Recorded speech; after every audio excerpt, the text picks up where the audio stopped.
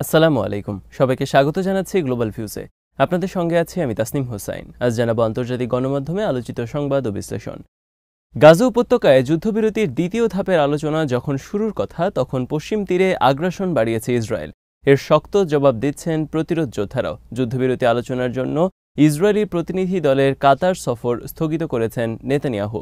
তবে এতে শঙ্কিত নয় হামাস। তারা বলছেন, নিজের স্বার্থেই দ্বিতীয় ধাপের আলোচনায় বাধ্য হবে ইসরায়েল। হুথি আনসারুল্লাহ এবং হিজবুল্লাহ বলেছে, চুক্তি লঙ্ঘিত হলে গাজার সমর্থনে আবারও যুদ্ধে নামতে প্রস্তুত তারা। এর মধ্যে 5 শক্তিশালী আরব দেশের পর ট্রাম্পের গাজা বিষয়ক প্রস্তাব প্রত্যাখ্যান করেছে কাতার ও তুরস্ক। প্যালেস্টাইন ক্রনিকল জানিয়েছে, গাজার পরাজয় থেকে ইসরায়েলিদের দৃষ্টি ফেরানোর চেষ্টায় পশ্চিম তীরের উত্তরাংশে সামরিক অভিযান আরও বাড়ানোর ঘোষণা দিয়েছে ইসরায়েলি সেনাবাহিনী। মোট 5 ব্রিগেড সেনা সেখানে নির্বিচারে হামলা চালাচ্ছে। তাদের সঙ্গে প্রচণ্ড লড়াই চলছে ফিলিস্তিনি যোদ্ধাদের।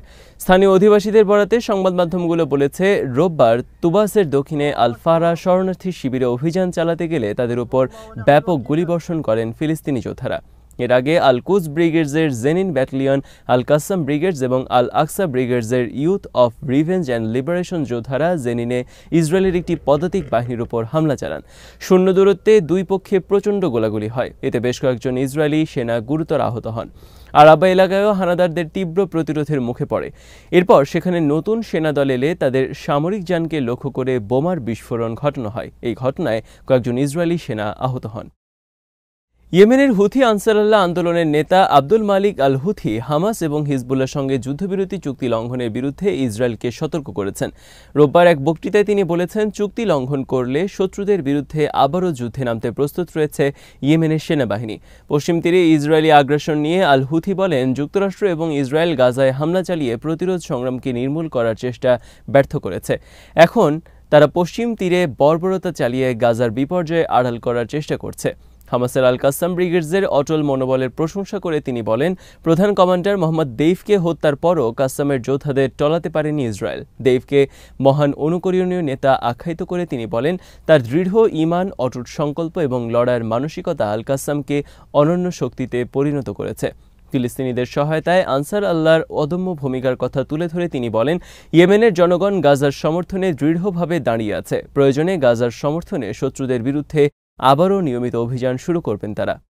গাজার ফিলিস্তিনিদের মিশর ও জর্ডানে সরিয়ে নেওয়ার প্রস্তাব আরব দেশগুলো দৃঢ়ভাবে প্রত্যাখ্যান করলেও একই অবস্থান পুনর্ব্যক্ত করেছেন মার্কিন প্রেসিডেন্ট ডোনাল্ড ট্রাম্প। এই পরিস্থিতিতে ট্রাম্পের প্রস্তাব আবারও প্রত্যাখ্যান করেছে কাতার এবং তুরস্ক। সেই সঙ্গে গাজায় যুদ্ধবিরতি স্থায়ী করার জন্য দ্বিতীয় ধাপের আলোচনা দ্রুত শুরু করতে ইসরায়েল ও হামাসের প্রতি আহ্বান জানিয়েছে দোহা। কাতারের প্রধানমন্ত্রী ও পররাষ্ট্রমন্ত্রী শেখ মোহাম্মদ বিন আব্দুর রহমান আল থানি রোববার এই আহ্বান জানান। এদিন রাজধানী দোহায় তুরস্কের এক পররাষ্ট্রমন্ত্রী হাকান ফিদানের সঙ্গে যৌথ সংবাদ সম্মেলনে তিনি বলেন, সব পক্ষকে গাজা যুদ্ধবিরতির শর্তাবলীর প্রতি প্রতিশ্রুতিবদ্ধ থাকতে হবে এবং আলোচনার দ্বিতীয় ধাপে দ্রুত প্রবেশ করতে হবে। এ সময় তিনি দ্বিতীয় ধাপের আলোচনা বিলম্বের কোনো সুযোগ নেই বলেও জানান। বর্তমানে কাতার ও মিশরের মধ্যস্থতায় স্বাক্ষরিত যুদ্ধবিরতির প্রথম ধাপ চলছে। এখন পরবর্তী ধাপের আলোচনা শুরুর অপেক্ষা। কাতারি প্রধানমন্ত্রী জানান, সোমবার দ্বিতীয় ধাপের আলোচনা শুরু হওয়ার কথা থাকলেও এখনও স্পষ্ট কোনো তথ্য নেই। তিনি বলেন, আমরা আশা করছি আগামী কয়েকদিনের মধ্যে অগ্রগতি দেখতে পাব। সংবাদ সম্মেলনে কাতারের প্রধানমন্ত্রী ট্রাম্পের প্রস্তাবের কঠোর বিরোধিতা করে বলেন, যে কোনো জোরপূর্বক বাস্তুচ্যুতিকে আমরা প্রত্যাখ্যান করছি। আগের দিন এক যৌথ ঘোষণায় এই প্রস্তাব প্রত্যাখ্যান করেন মিশর, জর্ডান, আরব আমিরাত, সৌদি আরব ও কাতারের পররাষ্ট্রমন্ত্রীরা।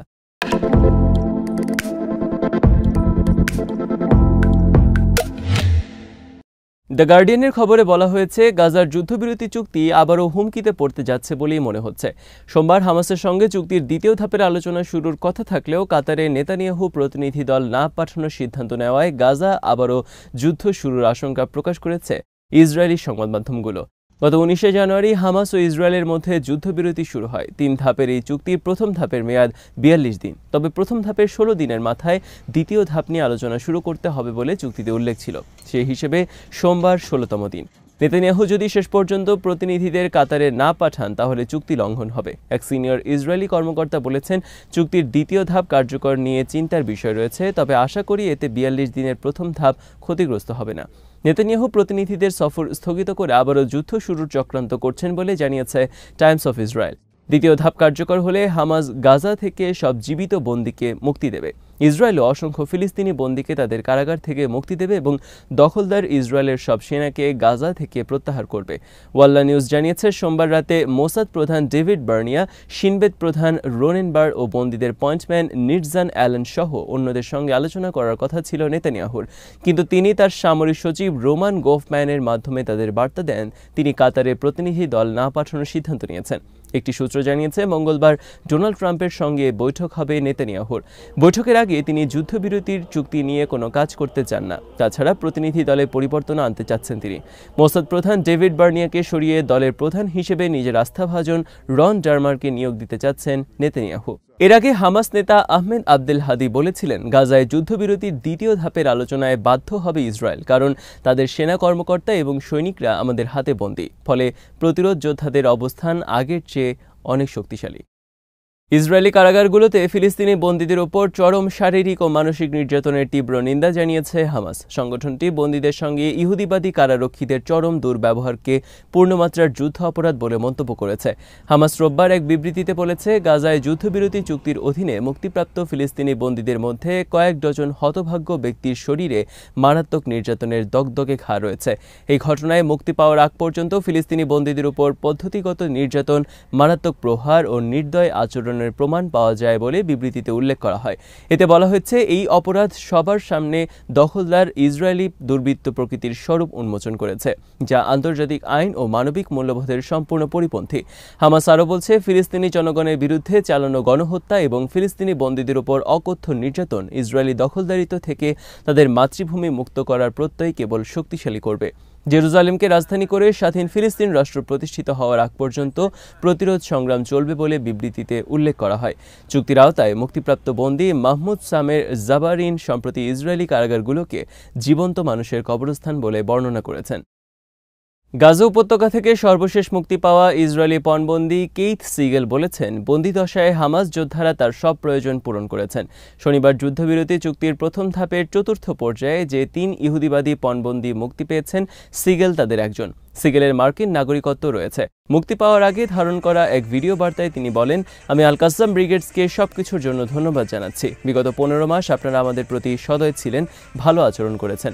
রোববার আল কাসাম ভিডিওটি প্রকাশ করে। এতে ওই পণবন্দী বলেন, আমাকে পাহারায় থাকা যোদ্ধারা আমার সব প্রয়োজন পূরণ করেছেন। তারা আমাকে খাদ্য, পানীয়, ঔষধ ও ভিটামিন সরবরাহ করেছেন, চোখের চিকিৎসা করিয়েছেন, রক্তচাপ পরীক্ষা করেছেন এবং অন্যান্য সব প্রয়োজন মিটিয়েছেন।